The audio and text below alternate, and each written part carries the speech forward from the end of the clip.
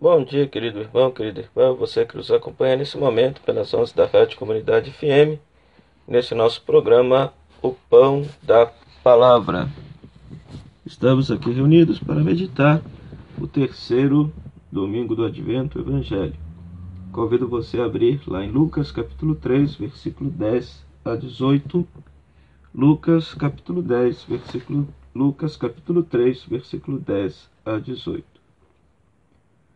Naquele tempo as multidões perguntavam a João: que devemos fazer? João respondia: quem tiver 2 túnicas, dê uma a quem não tem, e quem tiver comida, faça o mesmo. Foram também para o batismo cobradores de impostos e perguntaram a João: Mestre, que devemos fazer? João respondeu: não cobreis mais do que foi estabelecido. Havia também soldados que perguntavam: e nós, que devemos fazer? João respondia: não tomeis à força dinheiro de ninguém, nem façais falsas acusações. Ficai satisfeito com os vossos salários. O povo estava na expectativa e todos se perguntavam no seu íntimo se João não seria o Messias. Por isso João declarou a todos: eu vos batizo com água, mas virá aquele que é mais forte do que eu. Eu não sou digno de desamarrar a correia de suas sandálias. Ele vos batizará do Espírito Santo do fogo. Ele virá com a pá na mão. Vai limpar sua eira e recolher o trigo no celeiro, mas a palha ele a queimará no fogo que não se apaga.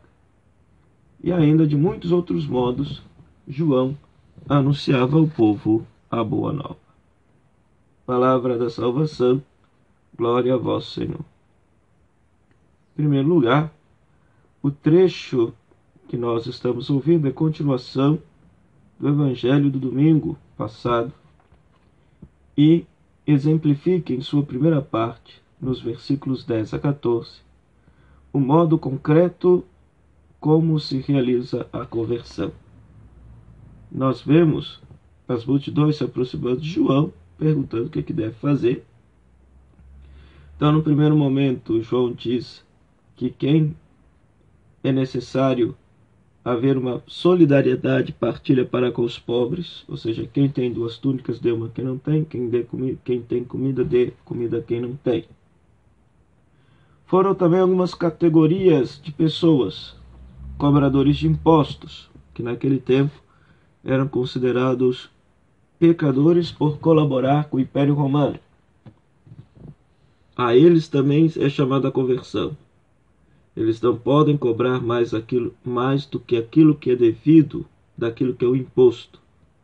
Não devem cobrar a mais para poder ficar com isto. Perguntaram também os soldados, que eram justamente aqueles que guardavam o Império Romano. Foram perguntar a João: João, o que devemos fazer? E João ensina que não devem tirar dinheiro à força de ninguém, mas se contentar com o vosso salário. Tanto cobradores de impostos quanto soldados, eles devem viver com a honestidade do seu trabalho. Essa palavra é uma palavra muito atual para o nosso contexto. Estamos vivendo num país que está assolado por corrupção, desde as mais altas esferas do poder até no dia a dia do nosso cotidiano. Parece que João Batista está querendo ensinar que conversão se traduz na honestidade, na coerência, na sinceridade, na transparência, na verdade. A gente demonstra a nossa conversão quando nós vivemos esses valores, que são os valores do Evangelho, os valores do Reino de Deus. Portanto, a conversão não só instaura uma nova relação com Deus, perdão dos pecados, mas também uma nova relação com o próximo, amor, solidariedade nas necessidades e respeito pelos bens dos outros.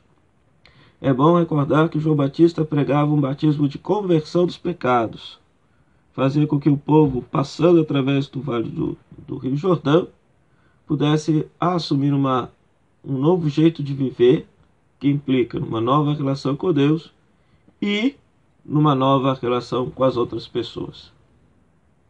Então, converter não é mudar de igreja, Converter não é sair por aí dizendo no peito que aceitou Jesus e sair criticando as outras religiões como idólatras, condenando os outros ao inferno. Isso é sinal que não houve conversão nenhuma, porque a conversão significa, sobretudo, uma mudança do seu jeito de se relacionar com Deus, mas também uma mudança do seu jeito de se relacionar com as pessoas. Sobretudo aquelas que sofrem por causa das nossas más atitudes, sobretudo aquelas que sofrem por causa do nosso mau comportamento. Diante de tudo isso que João Batista ensinava, agora o povo cria a expectativa de que João seja o Messias. Mas Jesus deixa bem claro que não é. Jesus é que é o Messias. Ou seja, o povo fica na expectativa de que João Batista seja o Messias e ele afirma que não é. É Jesus o Messias. E aí, utilizando a imagem própria da apocalíptica daquela época, que gosta de utilizar a imagem da colheita como a imagem do juízo final, João Batista anuncia que Jesus é justamente aquele que virá para poder fazer a separação entre bons e maus, justos e injustos, fazendo com que a justiça e o reino de Deus possa prevalecer no mundo. E as comunidades cristãs enxergam em João Batista, portanto, a mesma missão de Elias, que pregava a conversão das pessoas, mas que veio para preparar o caminho de Jesus, o caminho do verdadeiro Messias, que é Jesus de Nazaré. Por isso é interessante a gente se questionar, a partir desta palavra de Deus, se a nossa vida cristã, de fato, se traduz numa solidariedade aos pobres e na honestidade de nosso trabalho. Se somos desonestos, corruptos, nós não somos cristãos. Repito, se somos corruptos, não somos cristãos. Corrupção e vida cristã não combinam. Corrupção e vida cristã não se casam. O Papa Francisco, nas suas homilias, sobretudo no início de seu pontificado, ele disse: todos somos pecadores, mas corruptos não. Corrupto pode ser traduzido por uma palavra bíblica, impiedade, o ímpio, aquele que de forma alguma deseja se converter. Todos nós temos consciência de ser pecadores, de nossas fragilidades, de nossas incoerências, mas procuramos trabalhar e mudar isso a cada dia. Ao passo que o corrupto não.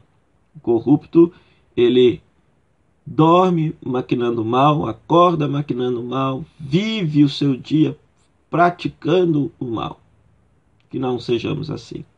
Deus nos chama à conversão. Deus vem para nos salvar. O nosso mau comportamento, as nossas más atitudes, além de, no fim da vida, nos trazer uma péssima consequência, a possibilidade de não vivermos a nossa comunhão com Deus, aquilo que a teologia católica chama de inferno, a nossa corrupção, o nosso pecado faz as outras pessoas sofrerem. Se pelo menos a gente não queira se converter por medo de ir ao inferno, que a gente se converta por amor ao outro, para deixar de fazer as outras pessoas sofrerem. Deus bate à porta da nossa vida, à porta do nosso coração, nos convidando à mudança de vida. Oremos.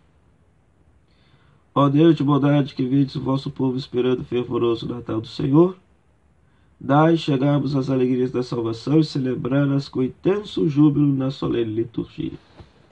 Por nosso Senhor Jesus Cristo, vosso Filho, na unidade do Espírito Santo. Amém. O Senhor esteja convosco, Ele está no meio de nós. A bênção de Deus Todo-Poderoso, Pai, Filho e Espírito Santo, desça sobre vós e permaneça para sempre. O nosso muito obrigado à Rádio Comunidade FM, que nos cede esse espaço para evangelizar, a você, caro rádio ouvinte, internauta, pela sua audiência. Deus te abençoe. Até o nosso próximo programa Pão da Palavra, se Deus quiser. Tchau, tchau.